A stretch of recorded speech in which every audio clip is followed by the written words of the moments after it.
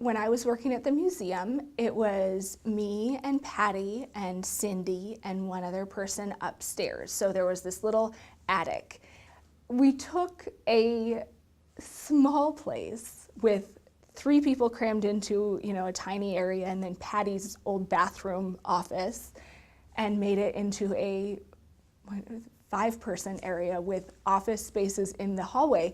So those people had to explain, and I had to do this sometimes on the phone too, when kids were screaming or yelling out of, joy, not, they were yelling and having fun, and I would be on the phone with a donor, and there would be screaming coming from downstairs because we just literally were so close to the exhibits. We'd have to explain, oh, that's, the kids having fun. It's nothing out of the ordinary.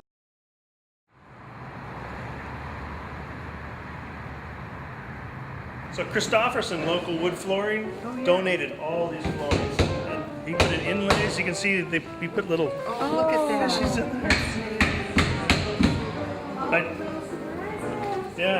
I told you they cut in this river, so that was ground out and then painted and filled with epoxy. There's actual pebbles in there, to look like rocks. So that's like a flyover of the river. So this is the art studio. Big bank of windows, north light. A good place to see our casework. Department of Corrections built all our casework and installed it. So they had inmates design, drafting, fabricating, and installing, learning a trade. I think at one time we had 45 installers here. I met Patty at a Port of Olympia meeting I was on, the Ports Advisory Committee, where we were talking about what to do with this property. And we had 3 community meetings, and Patty raised her hand one day and said, this is a great place for a children's museum.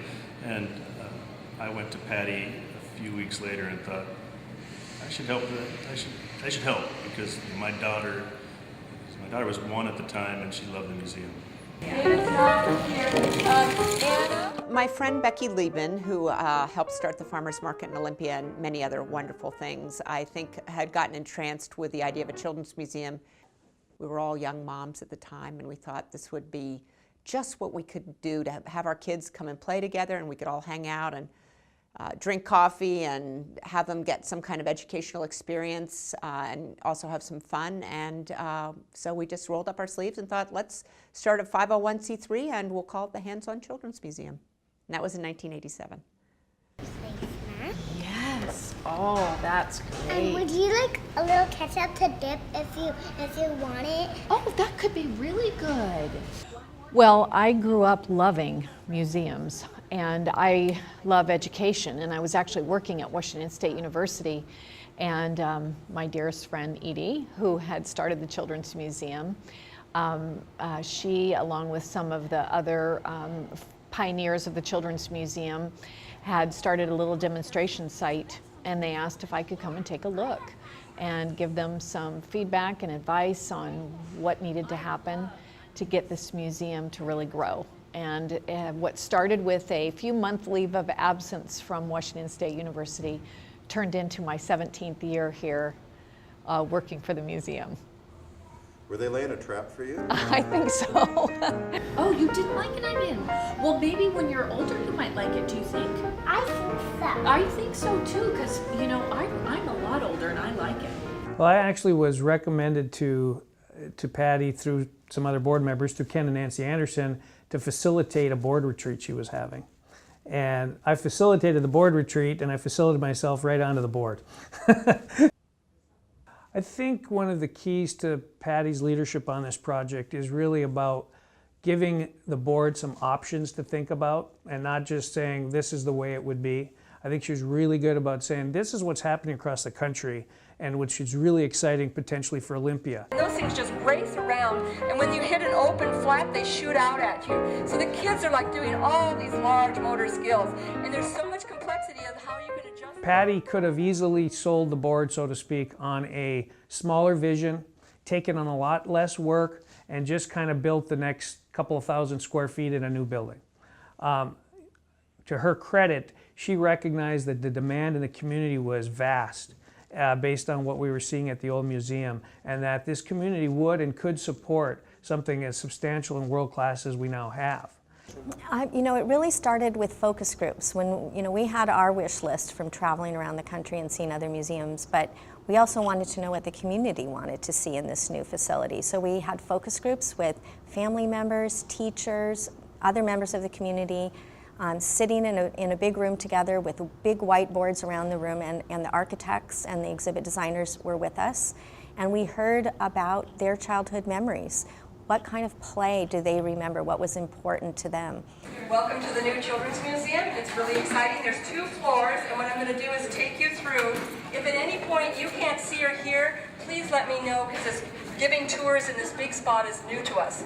The museum was already looking to expand, and we're looking for private spaces where we could build a museum.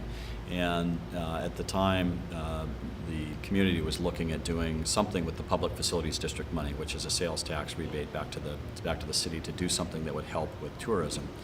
And they approached the museum and said, "We think this is a winning project. This is something that we can get behind, and would you partner with us on that?" Through the course of the public facilities discussions, we became aware of a vision for the new expanded Children's Museum, and through that process definitely became aware of the passion that Patty brings to early childhood education and the passion she brings to the museum and this community. One of the things that Patty has been instrumental in accomplishing is forging incredible partnerships, not only with the City of Olympia, but with LOT, the other education organizations, the contributors. She has definitely demonstrated that you can accomplish many things and tremendous things through the power of partnerships. I think this campaign is different in many ways. It was a campaign that appealed to such a broad base that we were able to go out to a lot of different donors, not just within our community, but outside of our community, and that made a big difference in the money we were able to raise. I think it was different in the sense, too, that it wasn't just for a nonprofit in its operations, but it was about economic stimulus here. This is a catalyst to redevelopment downtown, which in a strange way, when we were entering this terrible economy and trying to raise money, it resounded, or it sounded with people a lot better because they knew that this was important not just for early learning, for the families of our community, but also the economic well-being of our community. And the first time we looked at the budget, it was eye-popping. That amount of money had never been raised in this town before. I think she took us with her research to what we could be in the future, and it was hard. I'm a type of person who likes to see things and feel things, and we had to believe in her belief and in her vision. And I think she, with her passion, her leadership, she got us there.